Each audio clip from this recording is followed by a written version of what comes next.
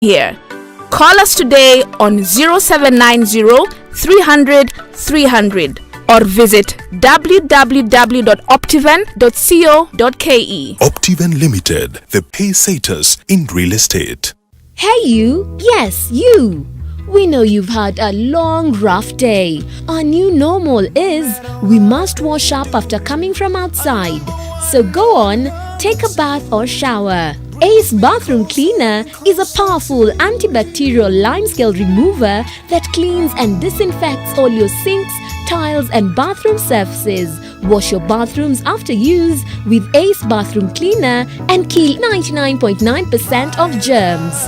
Ace, we make your home feel brand new. As we battle COVID-19 and adjust to life's new normal, the University of Nairobi encourages you to pursue your career development goals. Applications are ongoing for the June and September 2020 programs for diploma, bachelor's, master's and PhDs in all our campuses with online classes available. Prevent the spread of COVID-19 by following the government health guidelines. The University of Nairobi is a world-class university committed to scholarly excellence. Rashes again? Kiss Kids diapers. Kiss Kids, no rashes. Kiss Kids, no rashes. Bye-bye rashes. Bye diapers. Choose Kiss Kids.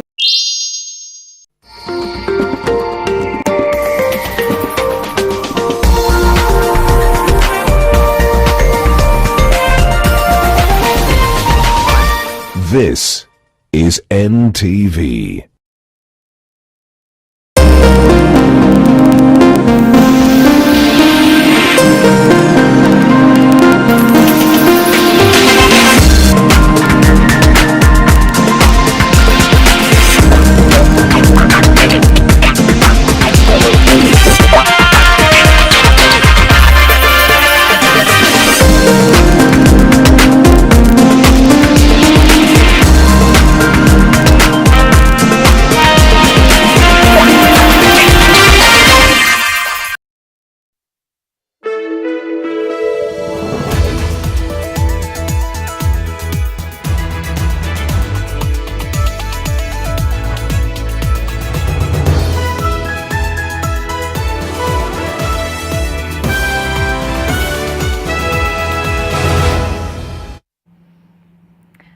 On the 82nd day of COVID-19's life in Kenya, a milestone. The largest number of recoveries from the virus has been recorded.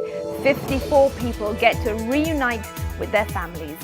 It is a glimmer of hope that maybe, just maybe, the country will succeed in the pushback against the disease and return to a life without the mortal threat of COVID-19 hanging over our heads. While the country continues to implement preventative measures, there is no escaping the reality that Kenya, like the rest of the world, will have to learn to live with the virus, and that at some point, which Kenyans now hope will be sooner rather than later, the restrictions in place will ease. That the roads in and out of the areas of containment will open and people, goods and services will once again flow freely. That those pushed back in the unemployment corners across the country will claw their way back into a regular payslip. And the businesses struggling to stay afloat will once again be allowed the opportunity to thrive. Team Coverage Wednesday examines the state of the nation as it prepares to safely get back on its feet amidst the devastation caused by the pandemic and its containment measures. The top stories on NTV tonight. Tonight, 123 turned positive. new numbers, but it's back to the same old habits. People are either anticipating that there is going to be a relaxation of the measures that have been put in place. And as the numbers rise, the government faces a big test. The backlog was about 6,500 samples. Testing problems are slowing down the war against the virus. Plus, how do you tell a 4-year-old child about his father's whereabouts? Yet you have no answer. How do you come in terms of not getting to see the person you used to be with every day? Lockdown smackdowns. Pressure piles on police brutality enforcing restrictions. Also tonight, finding a way out of coronavirus restrictions. Hatari za COVID-19 kwa muda miezi mitatu kutokuwa katika biashara ni kubwa sana. Team coverage tonight takes an exhaustive look ahead at the nervous route back to normal.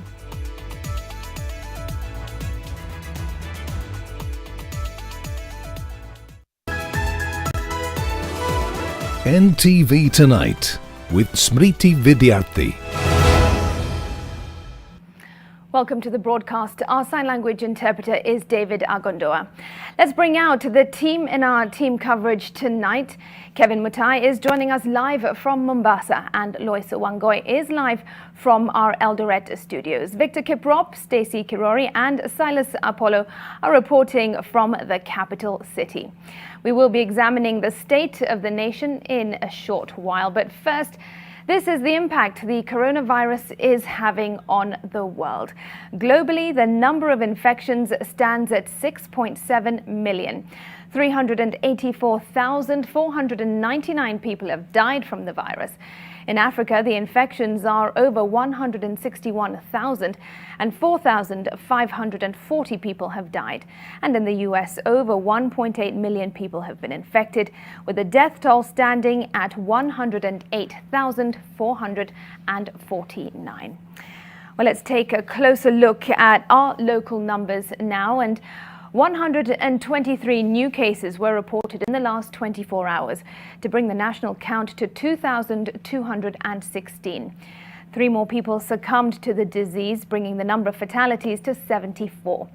And on the brighter side, as I mentioned, 54 COVID-19 patients have been discharged after recovering from the virus, representing the highest single-day recovery rate recorded since the first patient was discharged on April the 1st. The total recoveries now stand at 553. Nairobi accounted for 44 of the new cases, Mombasa 34, Busia 20 and Uasin Gishu 12. New cases were also recorded in Kiambu, Kajiado, Nyeri, Kilifi, Garissa and Laikipia counties. In Nairobi, the cases are spread out in Kibra, Westlands, Dagoretti, Embakasi West and South, Langata, Makadara, Mathare, Kasarani, Ruaraka and Kamkunji.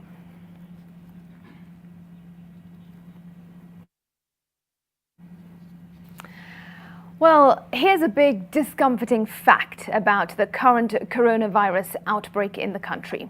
We have no idea how large it is.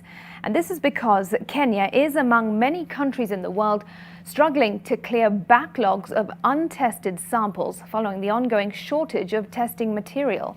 About 6,000 samples are lying in storage as the country waits for a shipment of testing kits, which may not arrive anytime soon. Eunice Omolo begins our broadcast. This disease is not a joke. About 3 months since Kenya recorded its first case of coronavirus, the entire country is waiting anxiously for a possible reopening of the economy and a lifting of the containment measures in the coming days. But there's a small problem. A shortage of testing reagents has left the country with a backlog of thousands of unprocessed samples as the country's ability to raise its coronavirus testing capacity is put to test. I can assure you that we are addressing this backlog because the aim is not to keep people awaiting for results or holding them in quarantine or largely in quarantine or truck drivers waiting along the borders because the test results have not come in. At least by the day before yesterday, the backlog was about 6,500 samples. Maybe today is roughly around there because also you realize people are testing as quickly as possible. Remember also that we are trying to clear the traffic jam with regard to the truckers in Western Kenya and other ports like Busia, Malaba and so on. And the truckers are not few. There are thousands of them. And I think a decision had been made to test them as quickly as possible because they are an essential service and some of them are carrying perishable goods. So the backlog that has been occasioned by that kind of sample collection has been quite significant. A huge chunk of the untested samples are from the virus hotspots, Nairobi and Mombasa, as well as border testing centers. Shouldn't keep it for more than 1 day or 12 hours, right? But as soon as it gets to our sample management facility, then we put it at -20, where we can keep it for maybe 2 weeks. And if you are going to last longer than 2 weeks, we can keep at -80 degrees centigrade, and we can keep that one indefinitely. Indefinitely means years, decades, centuries. And as soon as we retrieve, even if it's after 50 years, we'll still be able to test. But that's not what we want to do. We want to test as quickly as possible. Plans to lift restrictions and safely return to normal life rely on much more testing to track and contain the coronavirus outbreak. But with a shortage of testing material, the country cannot really tell the extent of the spread of the virus, a key factor that will also inform how and when to reopen an already battered economy. As the country strikes a delicate balance between saving lives or livelihoods. And to reopen, we must be sure that we cannot transmit. Some of that probably requires enforcing the wearing of masks militantly. Probably you need a militant enforcement of the mask thing, and probably you need to supply masks. The country had previously said it had the capacity to test more than 30,000 samples in a day. In the last 2 weeks, the government has been testing more than 3,000 samples a day, but the number of samples tested has been dropping. The Ministry of Health has done quite a bit with regard to procuring test kits. And the last I checked, we are waiting a delivery. Today we are waiting a delivery of only a few test kits from Russia, around 8,000 and some hundreds there. But we also are waiting 180,000 tests from Abbott. These are automated tests. And I can assure you, if we received 180,000 Abbott tests today, then maybe tomorrow you didn't talk about a backlog at all. Just within 24 hours, that would be just a story. Test materials have been in short supply around the world, but developing countries have been at the tail end of long global queues for these chemical reagents and other commodities necessary for administering diagnostic tests as global bodies delay the dispatches. Eunice Omolo, NTV, Nairobi. In the meantime, the government warns that ignorance to coronavirus safety tips threatens to claw back gains made in controlling the spread of the virus as life slowly slips back to normal. The government says for a number of Kenyans, the guards are down as anticipation for a possible relaxation of restrictions builds up. Zainab Ismail reports. In the midst of the daily grim COVID-19 statistics, 54 people were discharged from hospital in the last 24 hours after treatment. I want to take this opportunity to thank and pay tribute to our healthcare workers for this success. This demonstrates that with good management, this disease, when clinically manifested, is curable and hence not a death sentence. Despite the high number of recoveries, the government says the situation remains dire, saying Kenyans are flirting with disaster by not adhering to the preventive measures. Heavy traffic characterizes Nairobi's busiest hour. Residents in a rush to beat the curfew. At times, social distancing is just a distant idea. As you walk around, you get the feeling that people are either anticipating that there is going to be a relaxation of the measures that have been put in place and have moved ahead of that expectation by actually behaving in that manner that things are back to normal. Meanwhile, all of the new cases reported, all 20 from Busia, are of truck drivers at the Malaba border, while the 12 in Uasin Gishu are also from truck drivers at Tarbo. Similarly, the 3 new cases in Kajiado are also truck drivers. Already the governors of counties along the trucking corridors and borders have sounded an alarm over the rising COVID-19 cases in their counties due to congestion caused by truck drivers waiting for their results and clearance. The Busia County government has banned all trucks from entering the county without adhering to the set rules. We are not going to allow trucks or truck drivers entry into Busia County if they do not have a negative certificate for COVID-19.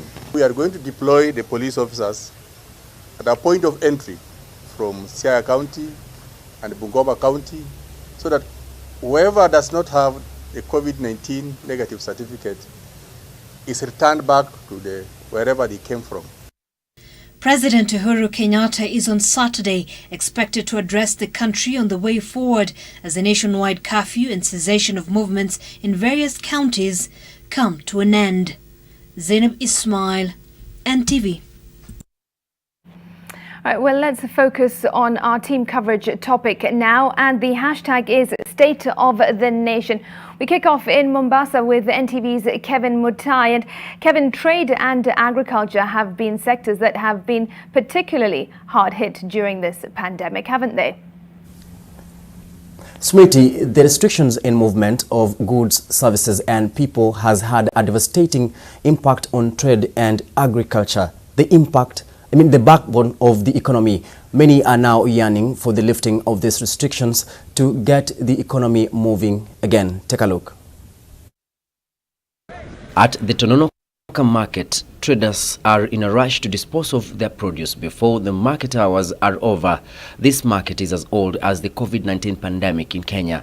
Its presence here, the direct result of the disruptions brought about by the pandemic, the imposition of the dusk to dawn curfew and the limitation of movement in and out of Mombasa, Kilifi, Kwale, Nairobi and Mandera counties cut off crucial supply systems along the agricultural value chain, and the farmers and traders have been feeling the pinch. Kazi yetu tulikuwa tunaanza saa 10, lakini saa hii tunaanza saa 12 sababu yaenda kuweka curfew. Sasa mali yetu vile tunauzanga kwa masaa mengi yamekuja yakakatika. Mkulima anaumia sana.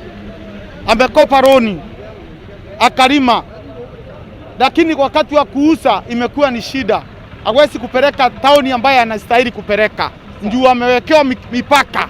They say the lockdown has interfered with movements of goods and services, which is crucial to their business, and want the government to consider lifting restrictions and get people, goods and services moving again. Kutoka siku ya kwanza wakati ugonjwa ulikuwa ni watu 15, watu 20, sasa wamefika watu karibu 2000, lakini bado tunajikakamua tu, ni atufungulie tuwe pamoja, tufanye biashara zetu tukiwa katika huru wetu kwa pamoja. Kuna kaunti zile zilikuwa zinategemea hapa Mombasa na tunawategemea, labda wakitoka kule wacha watununulie pizza na wao waende wauze, pesa zitaonekana. The pandemic didn't just affect local movement of goods and services. Farmers with produce for export have also been affected and are fearful that if the lockdown and containment carries on indefinitely, they will be looking at a bleak future. Some counties are trying to mitigate this. In Kilifi County, the Department of Agriculture has begun distributing farm inputs to farmers who are experiencing difficulties in accessing seeds and fertilizer due to COVID-19 restrictions on movement. To avoid famine and food insecurity, that is why we say there should be continuity of farm production. And this cuts across the whole food chain supply, whereby we are beginning from farm inputs, production in the farms, and also transportation of the farm produce. According to the Ministry of Agriculture, Kenya's export earnings in 2019 stood at 144 billion shillings, with the horticultural sector earning 104 billion shillings of foreign exchange, as vegetables and fruits fetched 27 and 13 billion shillings respectively. That the pandemic has hit hard the sector that depends on ease of movement is not in doubt, and the easing up of restrictions both locally and abroad is being touted as one of the critical actions that will stimulate the economy and hopefully mitigate the effects of the economic meltdown occasioned by COVID-19. The long-distance transport sector has been particularly hard hit by this, as my colleague Silas Apollo found out. Yes, Kevin, not only are these companies bleeding financially, those who depend on them to move across the country are bearing the brunt, but what would it take to safely get you traveling again in a post-pandemic era? Here's a story deep. For close to a decade, the Kenya Railways bus terminus in downtown Nairobi has been a hive of activity, serving as a hub and the connection point for commuters traveling up country or into Nairobi. But for the past 2 months, the terminus has been reduced to a shell of what it was. Gone is a cry of touts attracting passengers. In its place, buses and matatus parked in rows, gathering dust.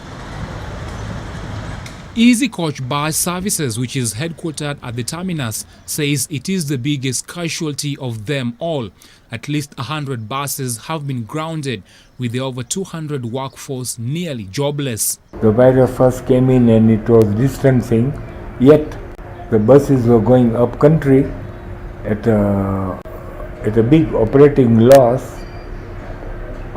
with half the passengers, half going. And on the return, there were probably a quarter passengers because people decided to stay home up country. At the coast, another bus company says the restriction of movement in and out of Mombasa and other neighboring counties have come with huge implications. Modern Coast, whose operation extends to the neighboring countries of Uganda and Rwanda, says business could not have been worse than it is at the moment. Athari za COVID-19 kwa muda miezi mitatu kutokuwa katika biashara ni kubwa sana. Si Kenya peke yake ambazo basi zetu zimesimama, lakini naweza sema asilimia kubwa iko Nairobi na Mombasa. For these two companies and many others in similar businesses, the losses brought about by the coronavirus could not have been graver, something they say has become a new normal. The question by many, though, is how prepared these companies are to resume operations should the government ease the current restriction. For this will mean putting in place strict measures to curb the spread of the virus. Concerns are mostly on operators without non-physical offices or those known to be operating in crowded places, most of which lack order and even accountability, like downtown Country Bus Station in Mudhurwa. For Easy Coach and Modern Coast, resumption of business will mean online booking, constant fumigation of buses, use of hand sanitizers, monitoring passengers' temperatures, as well as use of face masks, and even constant testing of crew members. Hata hapo mwanzo kabla basi hazijatolewa kabisa kwa barabara, tulikuwa tumepatiwa tayari sheria. Badala ya kubeba watu 45 ama watu 43, tulikuwa tumebadilishwa tunabeba watu 25 ama watu 28 kwa basi zingine. Hiyo ni ile social distance. This industry, like others adversely affected by the pandemic, will however wait for the Ministry of Health and that of Transport to develop protocols that must be followed before operations resume. In the meantime, they wait patiently, albeit with piling losses. Lois, opening up the transport corridors will not just ease transport worries, but will also put hundreds back into employment. Will it not? Indeed, Silas, if there's one sector that has borne the brunt of the virus, it would be the jobs sector. Hundreds of thousands of jobs have been lost, and while many are hopeful that they will regain their jobs, a number are not quite sure, and here's why. This is the third month without a salary for Austin Wichuli, a former nighttime border operative in Eldoret's Huruma estate. The father of four lost his job when the country went under a dusk-to-dawn curfew in the wake of the landing of coronavirus in Kenya. Mimi nimefika mahala mpaka nikaona labda ni mchawi amepita mbele yangu ama ni namna gani. Maana sasa corona ndio hiyo, kazi nimenyang'anywa. Magonjwa ndio hayo yameingia kwa boma. Mpaka na saa zingine nafika mahala najiona hata sikustahili kukuwa baba, kwa sababu ni baba mgani ambaye anaweza shindwa kuketa for his children's life. He is just one of the 300,000 Kenyans who have been rendered jobless by the pandemic. Thousands others have either been sent on unpaid leave, while others are doing with a much slimmer paycheck, turning once self-dependent folk like Wichuli into desperate times. He can barely feed his family and take care of his ailing wife, whose chemotherapy treatment sessions have now been suspended due to lack of funds. Rais awachilie, afungue watu warudi kazi. Njaa itatumaliza kwa manyumba. na hata nikipata naye anaanza kulia, hata tunaanza kulia pamoja. Sasa hata ninashindwa nifanye nini. Watoto ndio hao wakituona tunalia pia wanaanza kulia na sisi. According to the law, pandemics such as this one are classified as acts of God, and employers are not obliged to keep employees on the payroll as the impact bites. Take note that this job loss was not intended, so it was not intentional. This has been caused by this measure. This is an act beyond the employer's control. Austin's eagerness to see the economy reopened is shared by many, but even as he awaits, he is keeping hope alive that he will still have a job to go back to. So, saying that their work is guaranteed and will be there when the coronavirus ends, it is 50-50. 50-50 is a chance that Austin is not willing to take, but the pandemic may also have altered the job market in the country, maybe permanently. They are going to say that now you see, we must reduce the workforce, the individual capacity, because the things we have discovered that we can do them online. So we may not need as much as the number we had. The number should be reduced because we have discovered that in the process of this coronavirus, there are things that we can do even without some employees. The situation may even be more dire for people like Wechuli, who are employed on casual and contract basis. The ones who have been sent on unpaid leave but were on permanent and pensionable terms may have a softer landing. Wechuli, like many Kenyan employees, is awaiting the reopening of the economy to adjust accordingly.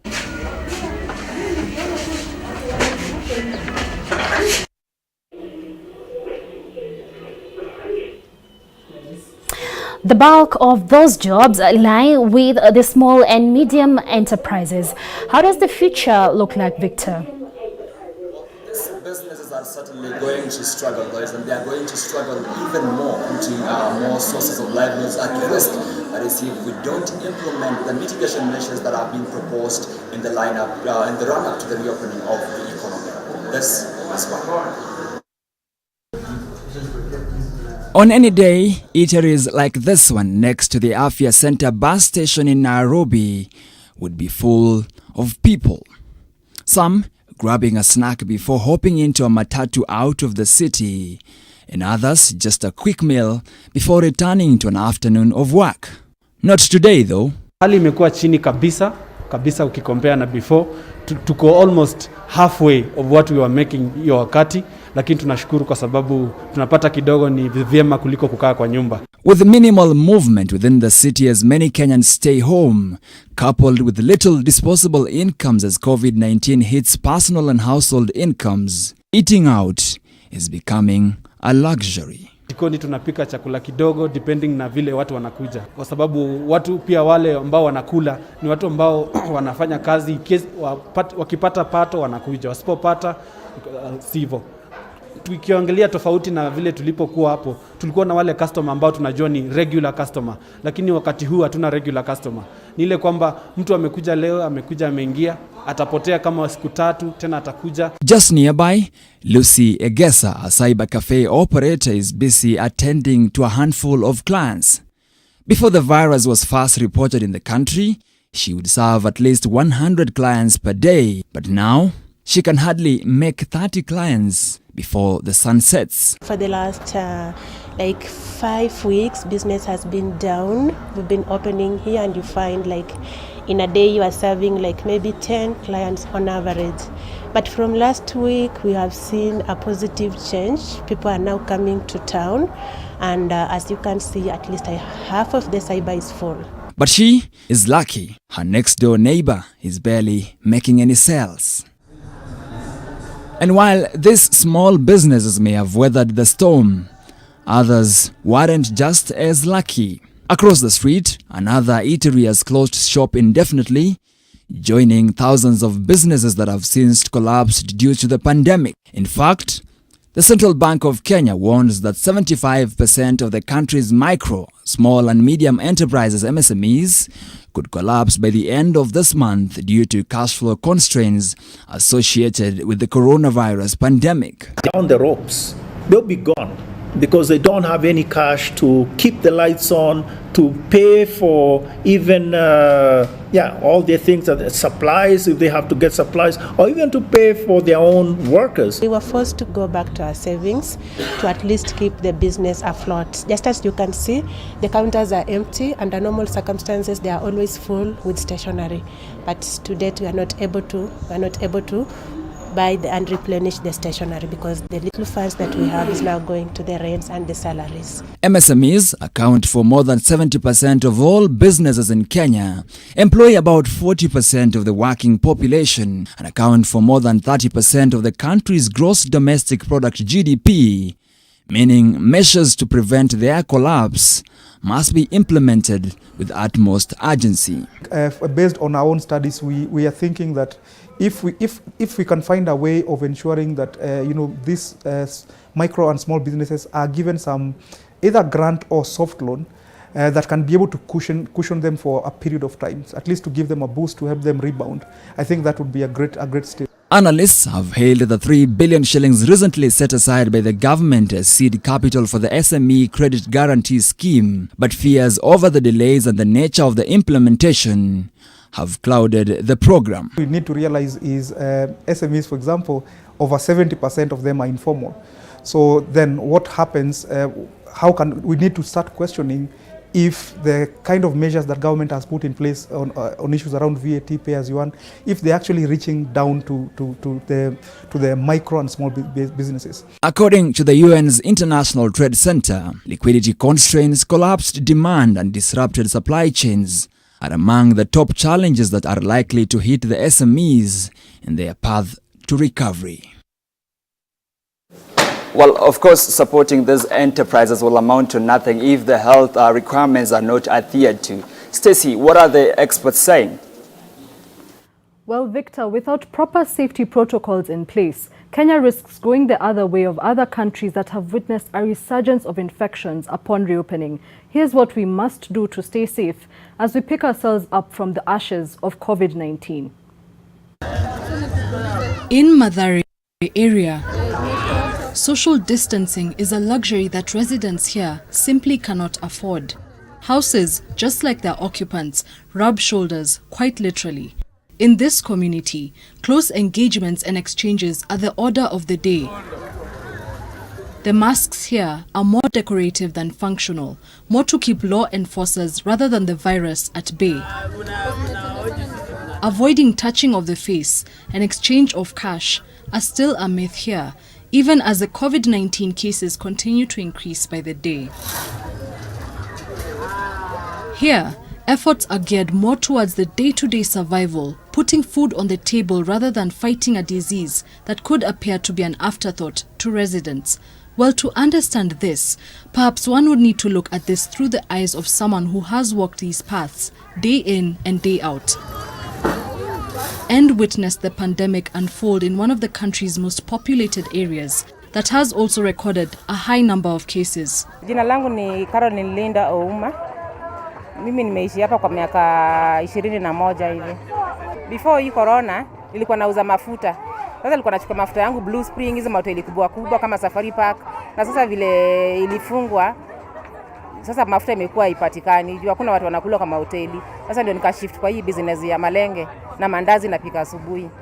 Sasa nilikuwa naomba tu gavana wafungue, maisha yaendelee tu kama kitambo. For some, the reason cuts much deeper owing to events that have unfolded in the wake of the virus. Story na social distancing inatokea, unajua before watu walikuwa wanafuatilia, si ndio? But after police brutality venye Vidyarthi waliuliwa huko, unaona hakuna otherwise juu tunajua ni kama tuna fake. Watu wanajua ni kama wana fake. So hadi mimi nilikuwa naona kama gava maybe hii story ya brutality unaona kama unaweza pata justice kwa watu wenye waliuliwa. It is this attitude that the government must work to change before it makes good any plans to reopen the economy. The preventive measures that citizens must take will have to be enforced, but only if the people themselves buy into the ideas. The country's healthcare system that has been exposed by threats of strikes, incapacity to hold a given number of patients, and complaints of lack of personal protective gear would need to be taken into account. If we had a lot of people getting infected at the same time, you would require a lot of resources at the healthcare level to be able to cope with them.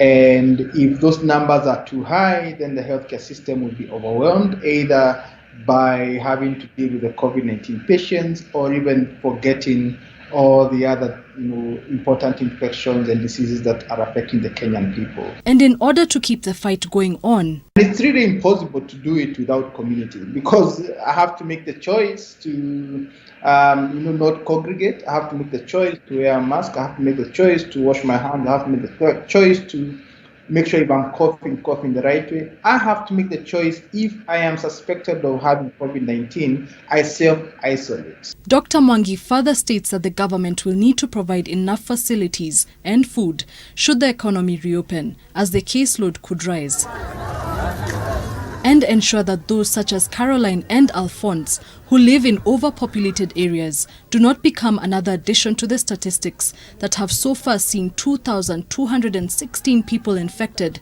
and tens of others succumb from the virus. Well, Smriti, these measures are already in place and have been for a while. What impact do they have on our overall infection numbers? Well, Stacey, the fight against the COVID-19 pandemic has aimed at achieving one thing in particular, and that is flattening the curve of infections across the country and, of course, the globe at large. Now, from the first case announced in the country in mid-March, every effort taken by the government has been geared towards that. So what does Kenya's graph look like 3 months after that first case was announced? Well, the graph has been steadily increasing from that single case on the 13th of March. It'll come up in just a moment. By the end of March, the numbers had moved from single digits to then double digits, closing the month at 59 cases. The numbers then jumped to 81 by the beginning of April and into triple digits on just the second day of the same month. By mid-April, the cases stood at 234 cases. That's around here. Now, the government then insisting that the measures of containment and the curfew had considerably slowed down the rate of infection. And the curve, of course, is still rising, but not as fast as had been projected. Initially, it had been expected that the month of April would be Kenya's peak in the pandemic, with numbers expected to have hit the 10,000 cases mark. Well, a number of factors have affected the numbers, and the capacity to undertake mass testing has been lacking. The numbers only began increasing when the government increased the samples tested daily.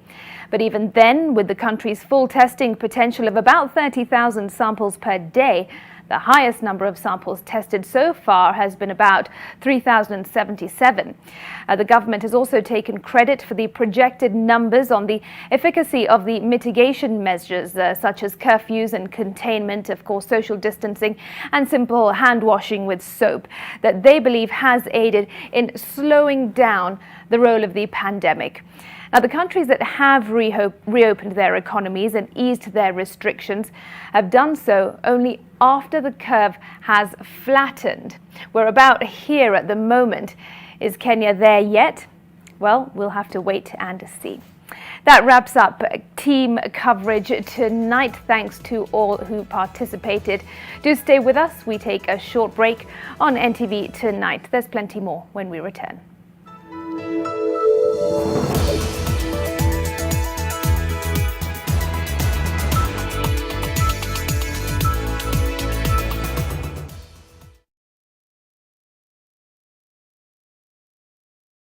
Disinfect and protect your home with Jik. Jik kills 99.9% of illness-causing germs. Disinfect floors, kitchen and bathroom surfaces, and wash white clothes, towels, and dishcloths with Jik bleach.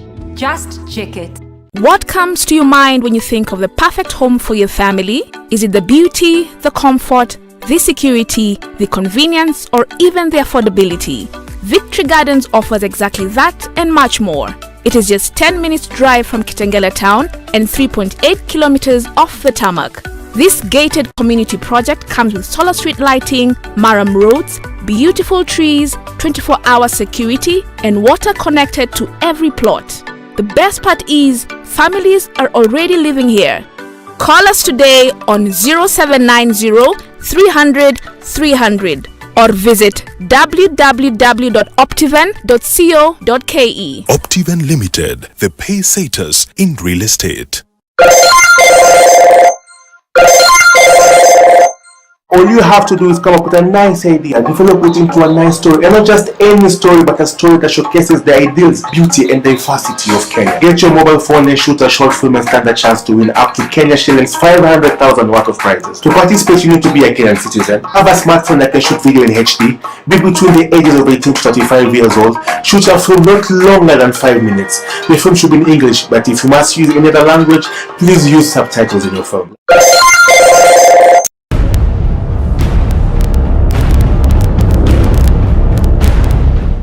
For a better tomorrow, don't forget to do the 1, 2, 3 with Colgate every night.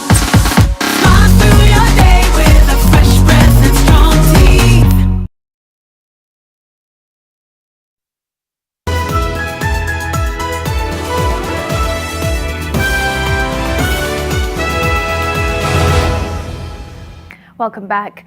There are growing calls for police to be held accountable for excessive violence used to enforce COVID-19 related restrictions and law and order in general.